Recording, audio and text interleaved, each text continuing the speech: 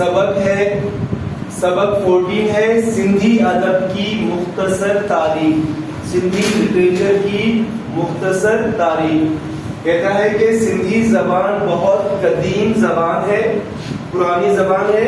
آثارات اور علامات میں سے، نشانات میں سے معلوم ہوتا ہے کہ اگاٹرے یعنی قدیم زمانے سے ہی سندھی زبان میں علم و ادب موجود تھا۔ اب کیسے موجود تھا؟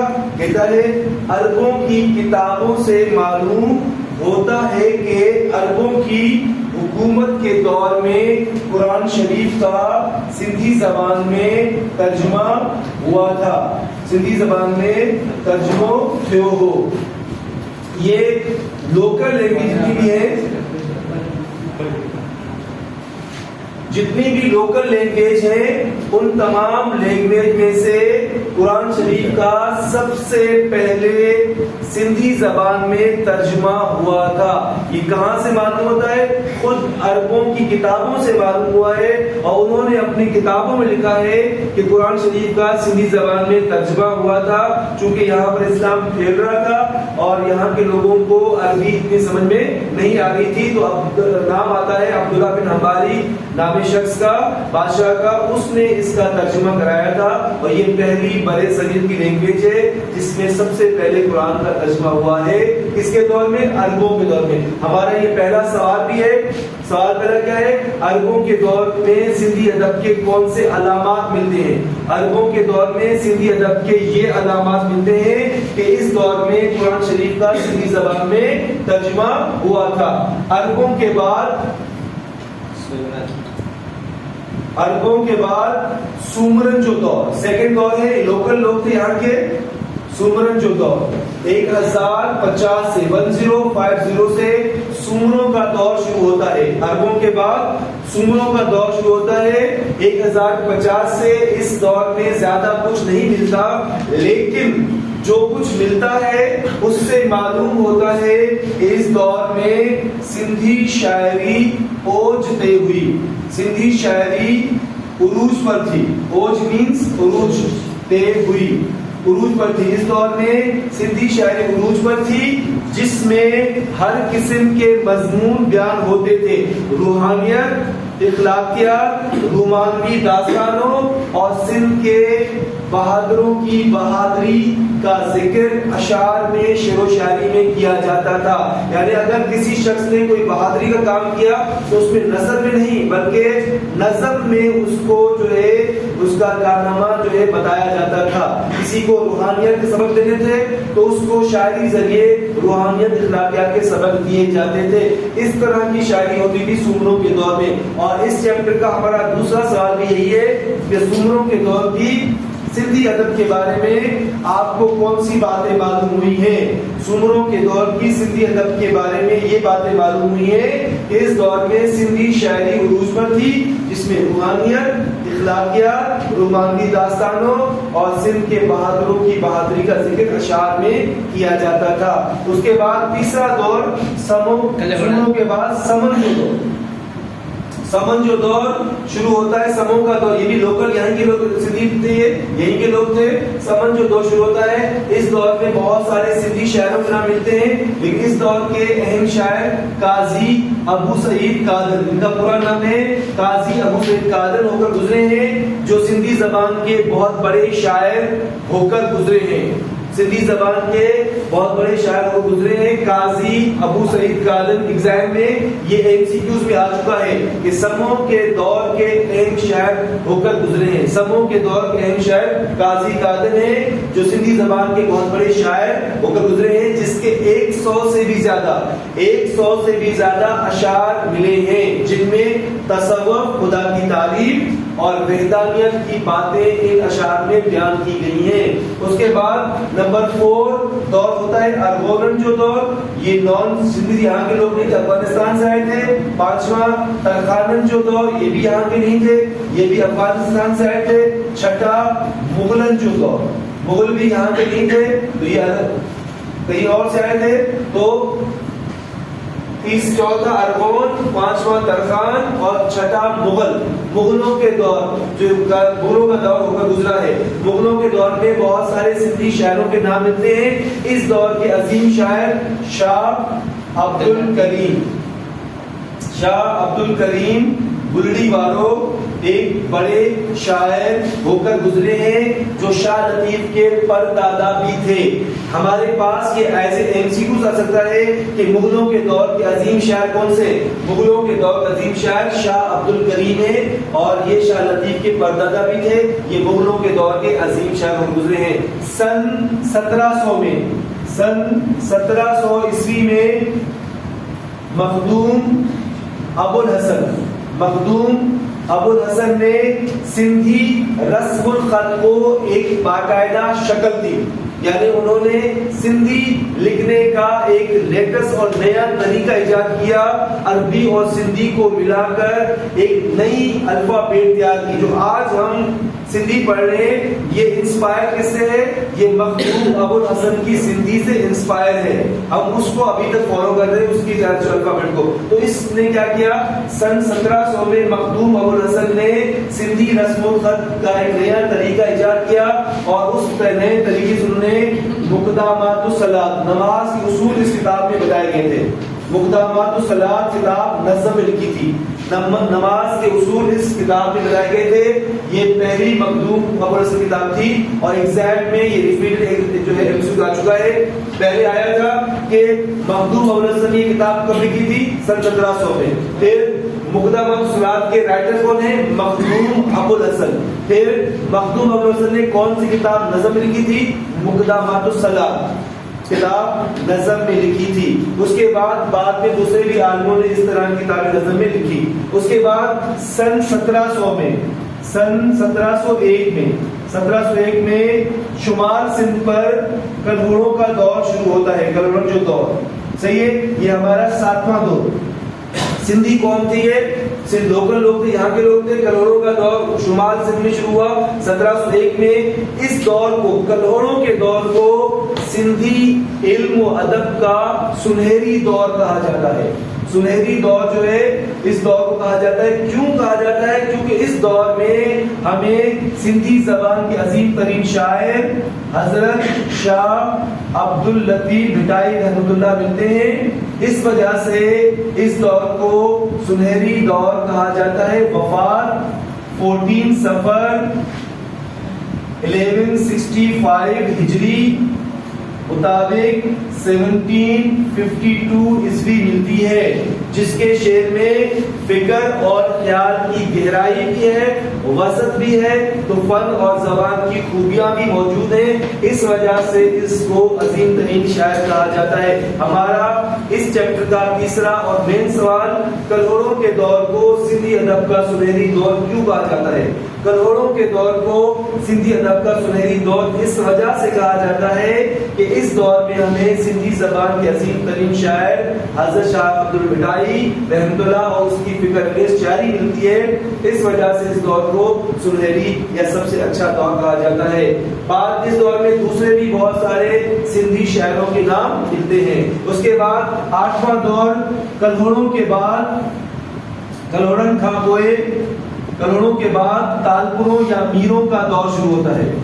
तालपुरन जो दौर शुरू थे, तालपुरों का दौर शुरू होता है कलहरों के बाद, और ये दौर शुरू होता है 1782 से लेकर 1782 से सिंध में तालपुरों का दौर शुरू होता है। तालपुर भी यहाँ के लोकल लोग थे, सिंधी थे ये लोग। इनका दौर शुरू होता है 1782 से लेकर, और इस दौर के अजीम शायर जो है वो है हजरत सच्चर सरबस्त। एग्जाम में आ चुका है, एमसीक्यूज आ सकता है। इस दौर के अजीम शायर सच्चर सरबस्त थे, जिन्होंने सिंधी जबान के अलावा हिंदी, सराइकी और फारसी और दूसरी जबानों में अशार कहे हैं। बल्कि इनको हफ्त जबाना शायर भी कहा जाता है। हफ्त यानी इन्होंने 7 जबानों में शायर किए, सिंधी, उर्दू, फारसी, हिंदी, सराइकी, पंजाबी और अरबी। ये 7 जबानों उन्होंने शायरी की है, तो इनको इस वजह से हफ्त जबाना शायर कहा जाता है। जिनके शेर में رندی، بے باکی، مستی، کیف، دلکشی اور اثر انگیزی ان کی کلام کی خوبیاں ہیں۔ اس دور کے دوسرے بڑے شاعر سید ثابت علی شاہ، سید ثابت علی شاہ وفات 1810 ملتی ہے، جنہوں نے پہلی مرتبہ سندھی زبان میں مرثیہ لکھا۔ مرثیے کا رواج ہے، مرثیہ جو ہے لکھو۔ اچھا مرثیہ کیا ہے؟ مرثیہ اصل میں مرثیہ جو ہوتا ہے کسی غم کو، غزل ہے، غزل اس کے علاوہ وائی ہے، تو مرثیہ بھی ایک شاعری کی صنف ہے۔ اس میں ہوتا کیا ہے، اس میں کوئی بھی دکھ یا غم کو بیان کیا جاتا ہے، لیکن زیادہ تر مرثیہ جو ہے امام حسین اور ان کے خاندان کا ذکر کیا جاتا ہے، تو یہ پہلے مرثیہ گو شاعر تھے۔ ہمارا اس 5واں سوال جو ہے اس چیپٹر کا یہی ہے کہ سید ثابت علی شاہ نے کون سے قسم کا شعر کہا ہے؟ سید ثابت علی شاہ نے مرثیہ قسم کا شعر کہا ہے۔ تو یہ دوسرے بڑے شاعر تھے جنہوں نے پہلی مرتبہ زندگی میں مرثیہ لکھا۔ اس کے علاوہ اس دور میں دوسرے بھی شاعر نامور تھے، جس طرح خلیف و نبی بخش لغاری، حمد فقیر لغاری، سامی اور فتح فقیر سومری کے نام قابل ذکر ہیں۔ ہمارا اس چیپٹر کا اگلا مین سوال، چوتھا سوال، ہم نے 5واں اور چوتھا سوال کہ تالپوروں کے دور کے عظیم شاعر کون تھے؟ تالپوروں کے دور کے اہم شاعر کون سے وہ گزرے ہیں؟ تالپوروں کے دور کے حضرت سچر سرمست، سید ثابت علی شاہ، خلیفو، نبی بخش لغاری، حمد فقیر لغاری، سامی اور فتح فقیر، یہ تالپوروں کے دور کے اہم شاعر ہو کر گزرے ہیں۔ سوال نمبر 14 تھا۔ اس کے بعد نواں اور لاسٹ دور انگریزن جو دور، تالپوروں کے بعد انگریزوں کا دور شروع ہوتا ہے، اور یہ دور ہوتا ہے 1843 میں۔ کم از کم 3 سے 4 مرتبہ یہ والا ایکسکیوز آپ کو ٹینجر ملے گا کہ انگریزوں کا دور کب شروع ہوا؟ 1843 میں۔ 1843 میں کس کا دور شروع ہوا؟ انگریزوں کا۔ اس طرح الگ الگ ایکسکیوز بنا کر اس کو یوز کیا گیا ہے۔ تو یاد رکھیے گا تالپوروں کے بعد انگریزوں کا دور شروع ہوتا ہے 1843 میں۔ اس دور میں موجودہ الف بے بنی اور سندھی میں تعلیم عام ہوئی۔ موجودہ الفابیٹ جو ہے وہ اس دور میں بنی اور سندھی میں تعلیم عام ہوئی، شاعری نے ترقی کی، نئے لوگ سندھی ادب میں آتے گئے اور اس میں جگہ بناتے گئے اور اس میں جو اس کو بڑھاتے گئے۔ اس دور کے انگریزوں کے دور کے عظیم شاعر قادر بخش بیدل، یاد رکھیے گا انگریزوں کے دور کے عظیم شاعر قادر بخش بیدل، وفات 1872 ہے، وفات 1872 ہے، جس کی شعر میں فکر اور کالمی کہلائی ہے، اور یہ زیادہ انسپائر کسے؟ حضرت سچر سرمست تھے۔ سچر سرمست کی طرح یہ بے باک اور فکر کے بلند شاعر تھے۔ اس کے علاوہ بعد میں دوسرے بھی شاعروں نے اس طرح کا شعر کہا ہے۔ اس دور میں انگریزوں کے دور میں غزل کے پہلی مرتبہ ہم پڑھنے غزل جا بلند پایا شاعر پیدا کیا، غزل کے بلند پائے شاعر پیدا ہوئے، غزل کے بلند پایا شاعر پیدا ہوئے جنہوں نے غزل میں حسن اور عشق کے بیان کے ساتھ اخلاقیات، معاشی اور معاشرتی حالات کا ذکر بھی اس دور میں لائے۔ اس دور کے بہت سے لکھنے والے، اس دور کے جو اہم جو ہم کہتے ہیں نا غزل کے بہت بڑے شاعر تھے وہ تھے میر عبد الحسین ساگی۔ میر علی نواز بھی تھے، شمس العلماء بھی تھے، لیکن مین جو غزل کے بہت بڑے شاعر تھے اس دور میں وہ تھے میر عبد الحسین سانگی۔ اس کا تعلق جو تھا وہ میروں سے تھا۔ میر عبد الحسین سانگی جو تھے میر تھے، تالپور تھے، تو اس دور کے بڑے شاعر غزل کے بہت بڑے شاعر گزرے ہیں۔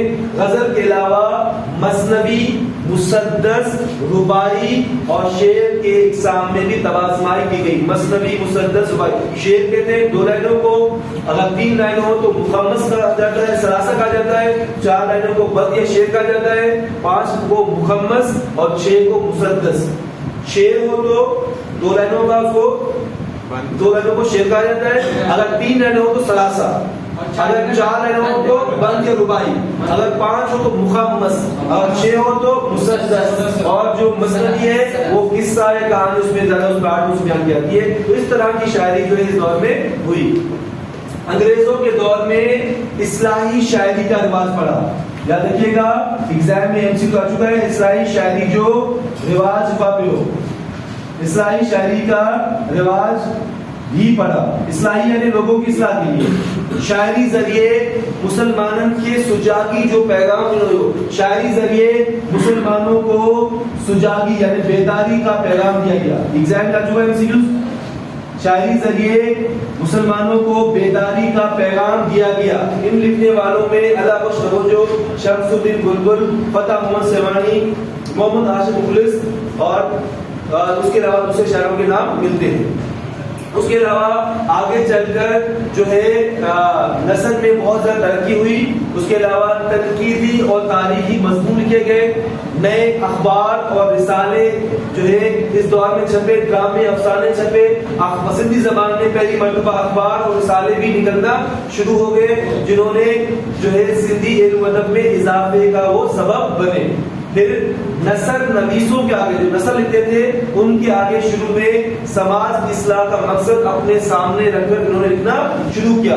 انہوں نے بہت سارے ڈرامے، افسانے اور ناول جو ہے دوسری زبانوں سے ترجمے کیے. ان لکھنے والوں میں منشی ادھارام، اس کے ٹھاور داس، اس کے علاوہ شمس العلماء مرزا کلیج بیگ، دیوان کوڑو مل، لال چند امرنو مل، بھیرو مل، مہر چند اور ڈاکٹر گبر شاہی کے نام قابل ذکر ہیں، جنہوں نے نثر میں لکھا اور انہوں نے بہت سارے ڈرامے افسانے دوسری زبانوں سے ترجمے کیے. پہلی جنگ عظیم لڑائی کے بعد، فرسٹ ورلڈ وار کے بعد سیاسی بیداری کی لہر اٹھی، سیاسی سجاگی کی لہر رہی. اس لیے سندھی لکھنے والوں نے سماج کی اصلاح کے ساتھ سیاسی مقاصد کو بھی اپنے سامنے رکھ کر لکھنا شروع کیا. ان لکھنے والوں میں علامہ قاضی، ڈاکٹر داؤد کوٹو، علی خان ابڑو، جیت الاسلام، کشن چند بیوس، پرمانند میوارام، لیکراج، کشن چند عزیز، محمد صدیق مسافر، عثمان علی انصاری، عبداللہ بسمل، اس کے علاوہ مولانا دین وفائی اور پیر علی محمد راشدی کے نام جو ہے وہ قابل ذکر ہیں. اس سبق میں جو زیادہ تر ایگزام میں سوال آتے ہیں وہ آتا ہے پہلا سوال، تیسرا اور چوتھا. پہلا ہے عربوں کے دور میں سندھی ادب کے کون سے علامات ملتے ہیں؟ عربوں کے دور میں قرآن شریف کا ترجمہ ہوا. پھر تیسرا سوال، کلہوڑوں کے دور کو سندھی ادب کا سنہری دور کیوں کہا جاتا ہے؟ کلہوڑوں کے دور کو سندھی ادب کا سنہری دور اس لیے کہا جاتا ہے اس دور میں ہمیں سندھی زبان کے عظیم ترین شاعر شاہدائی ملتے ہیں. اور چوتھا سوال، تالپوروں کے دور کے اہم شاعر کون سے؟ تالپوروں کے دور کے حضرت سجاد سرمد سے ثابت علی شاہ، حنیف و نبی لغاری، امن فقیر لغاری، سامی اور فتح چودھری کے نام قابل ذکر ہیں. اس کے علاوہ جو ایم سی کیوز ہے، میں ریپیٹ کر رہا ہوں ایم سی کیوز. عربوں کے دور میں قرآن شریف کا ترجمہ ہوا. سومروں کے دور میں سندھی شاعری عروج پر تھی. سموں کے دور کے اہم شاعر قاضی قادر تھے. اس کے بعد مغلوں کے دور کے عظیم شاعر شاہ عبد الکریم تھے. اس کے علاوہ سن 1700 میں مخدوم ابو الحسن نے مقدمات الصلاۃ کتاب نظم لکھی. پھر سن 1701 سے کلہوڑوں کا دور شروع ہوتا ہے. اس کے علاوہ کلہوڑوں کے دور کے عظیم شاعر حضرت شاہ مٹائی وفات 14 صفر 1165 مطابق 1752 ہے. 1752 جو ہے وفات ہے. اس کے بعد کلہوڑوں کے بعد 8واں دور جو ہے تالپوروں کا دور شروع ہوتا ہے. تالپوروں کا دور شروع ہوتا ہے 1782 سے. اس دور کے عظیم شاعر حضرت سچر سربست ہیں اور اس دور میں جو ہے سید ثابت علی شاہ دوسرے بڑے شاعر تھے جنہوں نے پہلی مرتبہ سندھی میں مرثیہ لکھا. وفات 1810 ہے. پھر اس کے بعد تالپوروں کے بعد انگریزوں کا دور 1843 میں. انگریزوں کے دور کے عظیم شاعر کاتب بخش بیدر وفات 1872 ہے. اور اس دور میں غزل کے بہت بڑے شاعر پیدا ہوئے. اس دور میں اصلاحی شاعری کا رواج بڑھا اور شاعری ذریعے مسلمانوں کو بیداری کا پیغام دیا. یہ وہ ایم سی کیوز ہیں جس میں سے زیادہ تر آپ کو 10 ایئر میں ملیں گے. ایم سی کیوز ریپیٹڈ جو ہے اس چیپٹر کو as a M C Qs important chapter کہہ سکتے ہیں کیونکہ 2 یا 3 ایم سی کیوز مطلب میں سے ایگزام میں آتے رہتے ہیں. یہ وہ ایم سی کیوز ہیں جو زیادہ اس بورڈ میں آ چکے ہیں.